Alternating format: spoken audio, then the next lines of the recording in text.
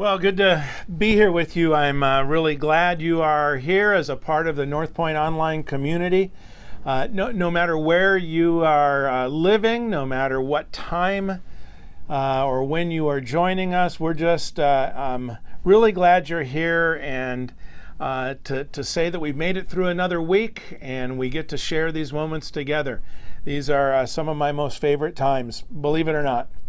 And honestly, from my heart to yours this week, I really hope that the goodness of God has been evident in your comings and goings this week. I talk to so many people regularly anymore, and the longer this COVID mess drags on, the harder it is for a lot of people. Harder it is to find joy, harder it is to experience the peaceful presence of God. So it is my sincere hope that you have tasted some of the goodness of God this week. Now, with that in mind, I want to make sure that you know that you can send us your prayer requests. You can let us know if there is something that you want us or the greater North Point family to pray about. We share them with each other here through what we call our prayer emails. When we get news of somebody, when somebody requests prayer, it kind of gets processed. Maybe it's sent in as an email or a verbal request somehow. We try to take that request and put it in a way that everybody can understand it and be able to pray for it. The requests that we put out online are usually short and simply worded, realizing that there are a lot of prayer requests that are rather complex and sometimes have a lot of layers to them. Well, we don't put out generally all of that information. Sometimes they go out as anonymous prayer requests because some people would rather not have their name associated with that for whatever reason. And sometimes they do include the names of the people that that are being prayed for. Any response we get kind of goes through Allison, who is our office administrator, and I promise you that when it goes out as a prayer email, it never goes out in such a way that it can come back as an email thread where various people can comment on it or ask questions or things like that. It really just goes out one time for people to pray. And any comments or emails are only directed back at Allison or back at me if it's come in that direction, and we'll handle it as we get it. But it is our promise that we will always handle your prayer request with confidentiality and honor your privacy. We feel like that's important. Anyway, if you have prayer requests, just like so many other things that we do here, you can send it to office at NPCC.CC. That always gets to us, and we'll take care of that and make sure that we pray for you and your loved ones in the same way that you would. And we are really happy to do that. Now, I am looking again at the chips and salsa. It was here last week. It's here again this week. Part of that is for a reminder about what I'm speaking about. But as it sits here in front of me, I am reminded of something else, that under ordinary circumstances, this would be our annual Super Bowl, our annual big game party and chili cook-off that we have done for years. Or really, as some of us have grown fond of calling it, the game that the Cowboys and the Chargers don't play in. Now, the Chargers don't play because they don't exist anymore, at least not in my book. And the Cowboys don't, well, just because. We'll leave it there. But anyway, I was thinking about that today and how much I miss that, and how much I hope that a year from now we are able to come back and enjoy the camaraderie and the fun that we have on that night. And so until then, I hope that that you are able to cook up some mad chili tonight at your house and eat it and enjoy it this Sunday today for me. And so hope you were able to do that and do it safely, of course. And speaking of North Point, here's a little information that many of you who are watching online don't know, and I suspect there are many people who would be here in person who don't know this either. And that's that North Point Christian Church actually began in 1985. Whoa, 1985. And it was in that year that a handful of young families who happened to live in this geographic area, they organized and they got the support of the leadership of the church body where they were all attending down in Farmers Branch, which is kind of halfway between here and downtown Dallas. And they got their permission and support to start a new church here in Louisville. And that's how it started, just with a group of young families that had a passion for God's kingdom.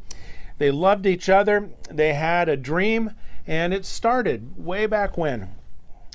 Now, they originally met in a couple of different locations until it grew large enough that they were able to purchase the building that we are in, that I am in right now. And we have been here ever since. Although a lot has changed on this little corner of paradise that we call our own through the years. And I think that maybe next week I'll tell you a little bit more about back in those early days and some things that you would be interested in and amused by, especially for you that are watching online from all kinds of other places. We want you to feel like you belong with us, and part of that is getting to know us a little bit better. Anyway, for now, make sure you go and get something to drink and some bread and bring it back to wherever it is that you are watching this from, so you could be ready to participate in the Lord's Supper with the rest of the body of Christ here online in just a little bit. For now, though, let's spend some time in prayer together as we begin our worship and our study today.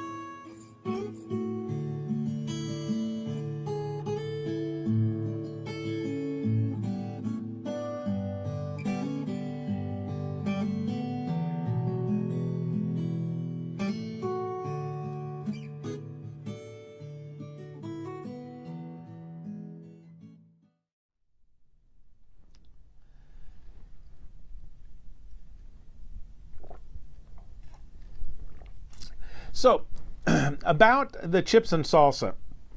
If you didn't happen to watch last week, I told about how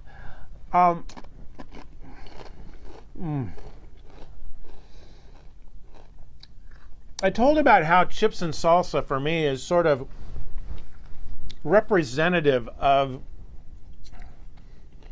meeting together and staying at the table long enough to have some good conversation. I love being able to go get refills and come back and continue on in conversation. So we started this study series last week called Staying at the Table. And the idea is that if you stay at the table long enough with other people, instead of just getting up and leaving when you've wolfed down your food and it's time to get on to doing something else, if you begin developing the practice of lingering a little bit longer, not just at the table where there's some food, but at the table of friendship, at the table of relationship, at the table that God sits out in front of us.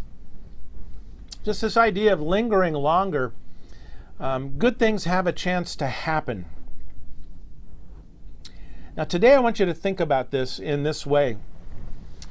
So I want you to consider this idea of staying at the table long enough to work out our differences. Yeah, I'm going there today. This is huge. This is our battlefield that we are on right now in our culture. We live in such a volatile, difficult time of division in our country, in our churches, in our families, in our schools. It just seems like it gets piled on and on. Honestly, I think that patterns of divisiveness have escalated over the course of my lifetime. There is no doubt in my mind that social media has more than just contributed to it. It's a huge factor in what's going on between people these days.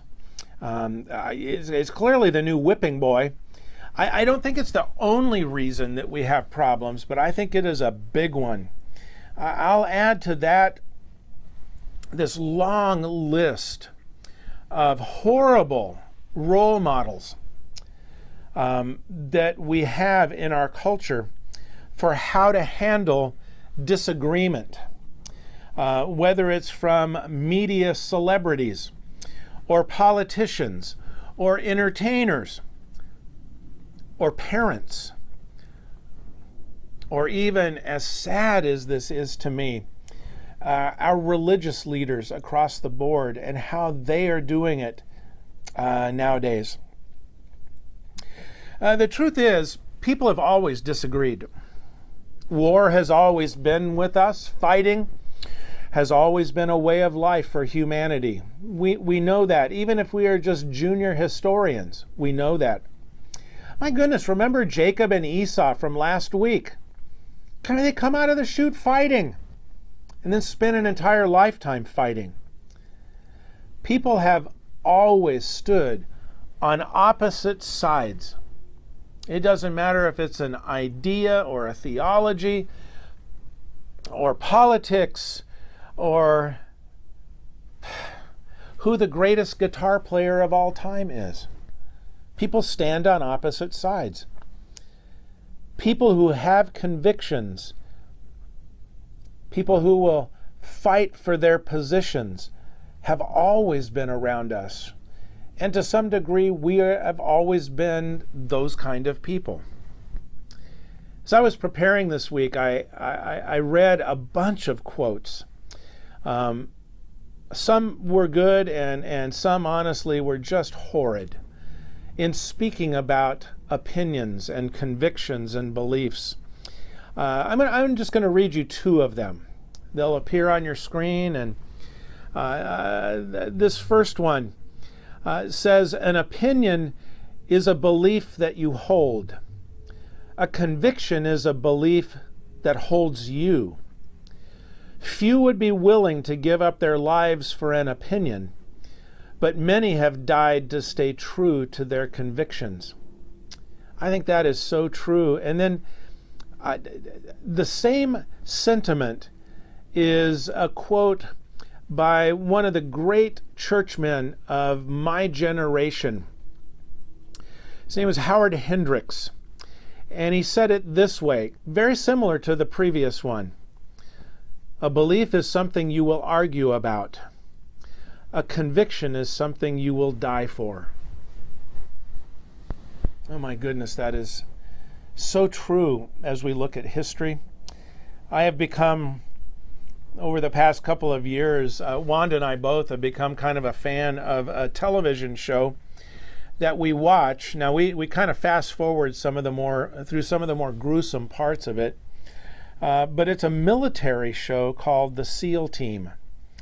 And one of the things that I like about it, I was never in the military.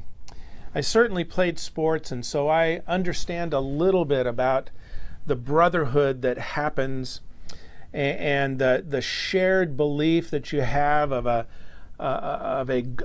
goal that you want to reach.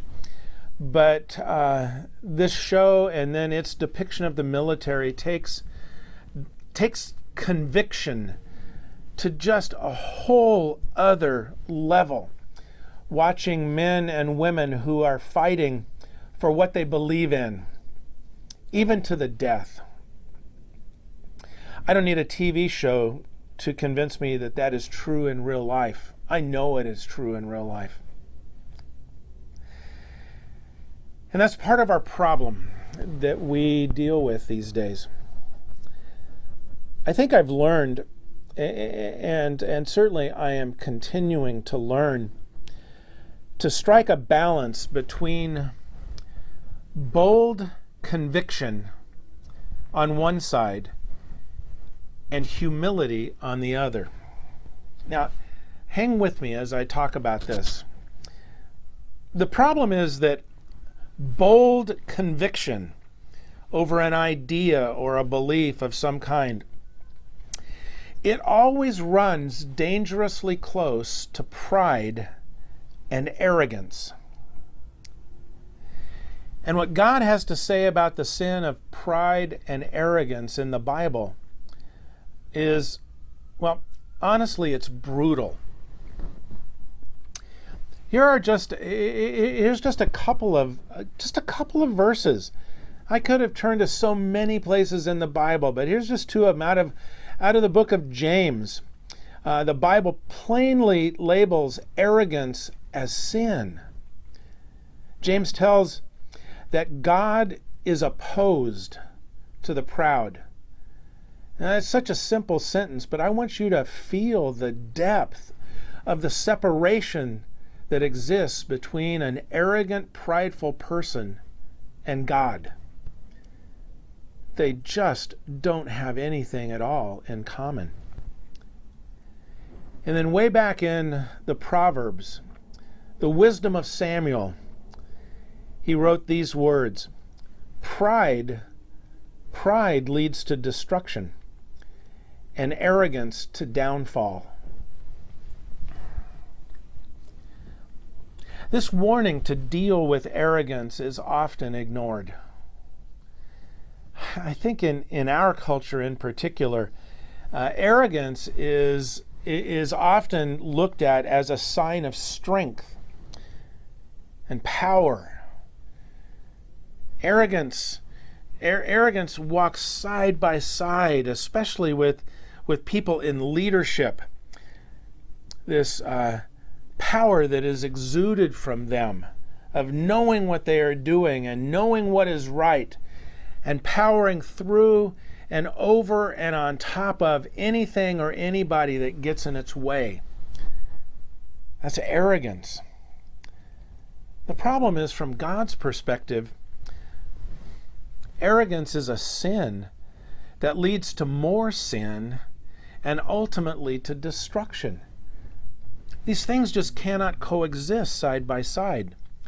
Yet we continue to think more highly of ourselves than we should. And when we start thinking this way, we are in danger. Paul writes in the book of Romans, just a couple of really simple statements where he says, I say to everyone among you not to think more highly of himself than he ought to think, but to think so as to have sound judgment. And then a little later on in that same chapter, down at verse 16, and this is the one that I want you to stick with here for the next few minutes, because this is the one that is the core of what I want to share with you this morning. It's where Paul writes, do not be wise in your own estimation. If I wanted to put that in modern vernacular, I would say it this way. Don't think you've got all the answers.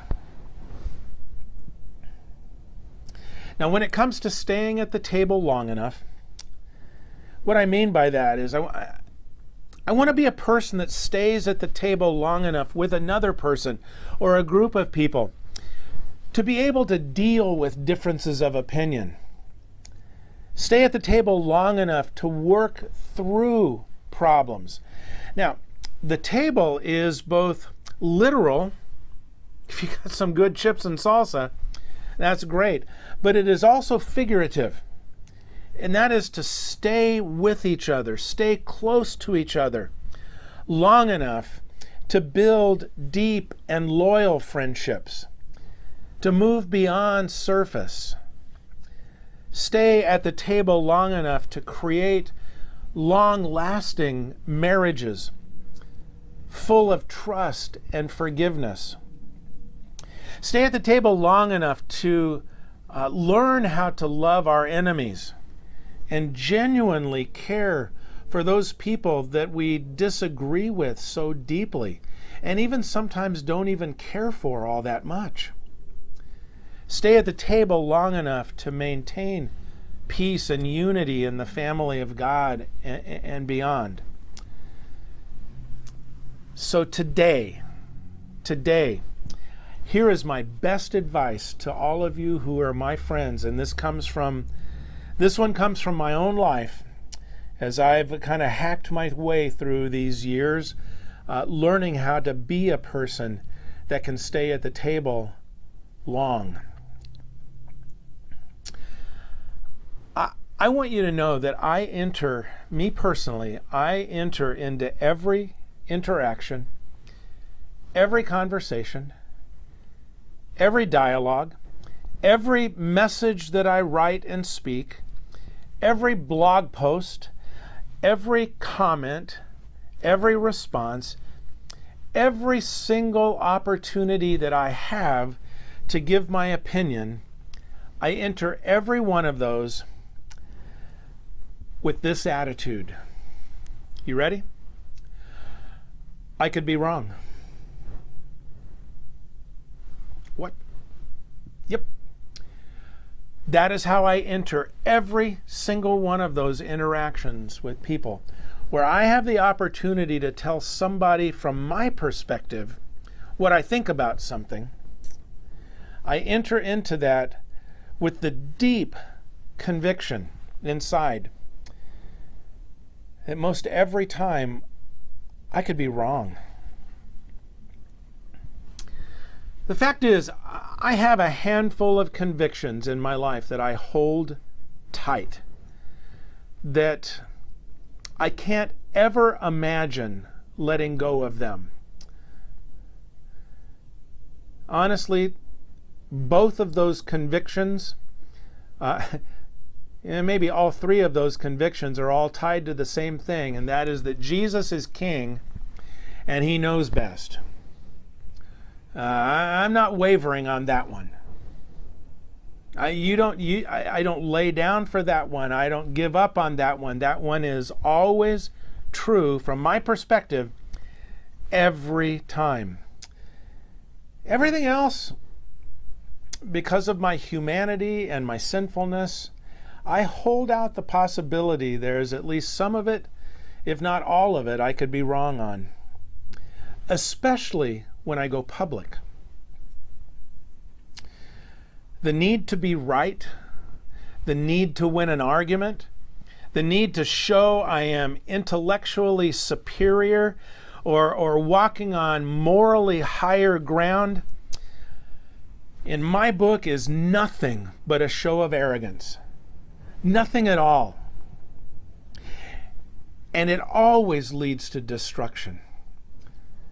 Sometimes it leads to our own moral destruction. Sometimes it leads to the destruction of our marriages and our relationships with our children, with our friendship, with our jobs. Arrogance is deadly. Solomon wrote again in Proverbs 18:2. Here's a verse that you ought to take and commit to memory, if you need one. It says this: "A fool takes no pleasure in understanding, but only in expressing his opinion." Can I read that one again? I have been a fool so many times in my life. I hate this passage. A fool takes no pleasure in understanding. In other words, in coming to learn about things, but only in expressing his opinion. You can read in Scripture about the Apostle Paul. You know, his initial calling in life, you know what it was? Kill Christians. That's what it ended up being anyway. He was totally dedicated to the cause. And he was crazy good at it, to be honest. The best of the best at it, in fact. That is until he met Jesus. And in one meeting, all the things he once believed in, lived for, would have died for, changed in that moment. Until that instant, you could have never convinced him. You could have never convinced him the thing that he wholeheartedly believed in was the thing he'd been wholeheartedly wrong about most of his life. So what about me? What happens when all of the facts and all of my opinions and my feelings and my convictions prove that I know what I'm talking about, that my arguments are, what happens when it's proved that my arguments are so clearly superior and obviously right? The answer? I could still be wrong. I believe that. And that's true for you too, so why not admit it? Why not just go into relationships and friendships and dialogue with people and go, I don't know, I could be wrong on this. Tell me more about your position. Tell me more about what you were thinking. I've always thought you were wrong, but maybe I'm the one that has some wrongness. So today, take this with you. Why not dial it back and soften our approach? Why not declare the value of others by inviting them to the table and then staying a while to hear what they have to say, instead of being so quick to point out our superior insight? After all, we could be wrong. So how about today? How about this week? We choose humility instead of arrogance. I can tell you one thing, you'll end up being on God's side, and that's a much better place to be. How about we choose listening first instead of speaking? How about we choose listening first instead of pontificating? How about we choose not to think of ourselves more highly than we ought? How about if we choose to consider others better than ourselves? How about if we follow in the footsteps of Christ the King, who laid down his life? How about if we choose the way of peace?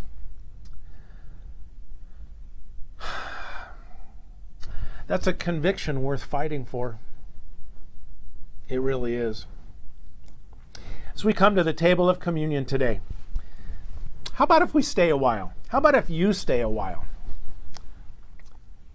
How about if you consider lingering a little longer today at your table, instead of rushing back to your world, rushing back to the television, rushing back to the recliner, rushing back to your chores around the house? How about if you linger a little longer at the table, just for a moment?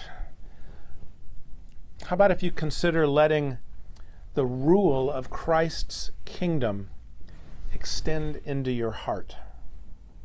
Because maybe this could be a time, and maybe this could be the place where arrogance dies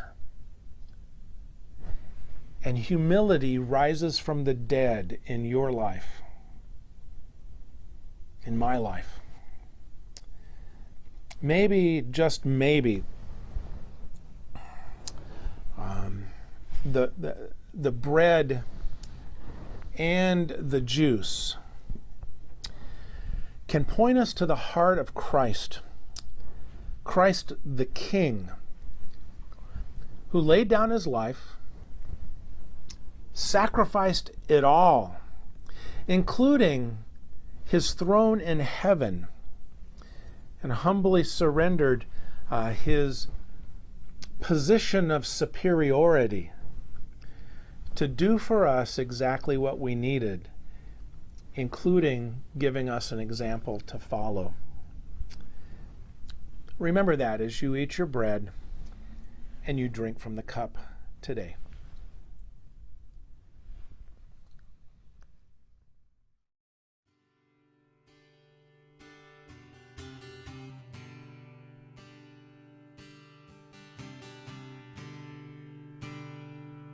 I love you, Lord.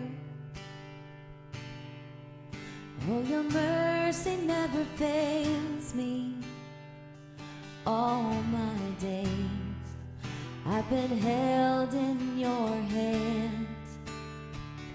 From the moment that I wake up until I lay my head, I will sing of the goodness of God.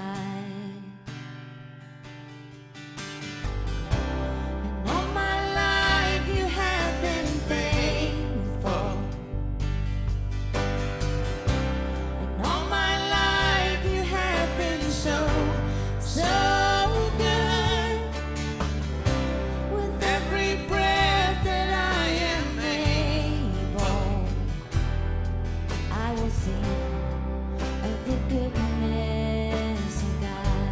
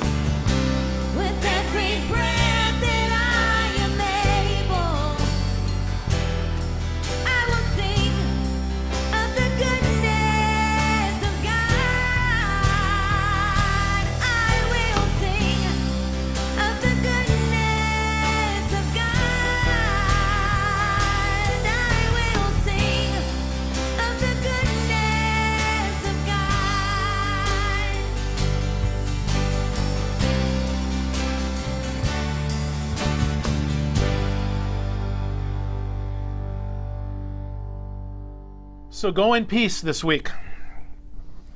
Invite others to your table. Take them out for some chips and salsa. I hope you follow my example. I promise you, you will not be disappointed. Make people feel welcome and encourage them to stay a while in your presence and listen to what they have to say. This week, let God use you for the greater good. Be willing to maybe put your agenda and your opinions and your convictions on the back burner. Maybe you could learn to be a little more comfortable with being less perfect, less superior, less right. I know when I practice that discipline, I'm a better man, and I walk closer to Jesus when that happens. So it's my prayer that God will draw you this week into meaningful conversations with the prospect of even more meaningful friendships for your good, for their good, and especially for the good of the kingdom. So until next time, see ya.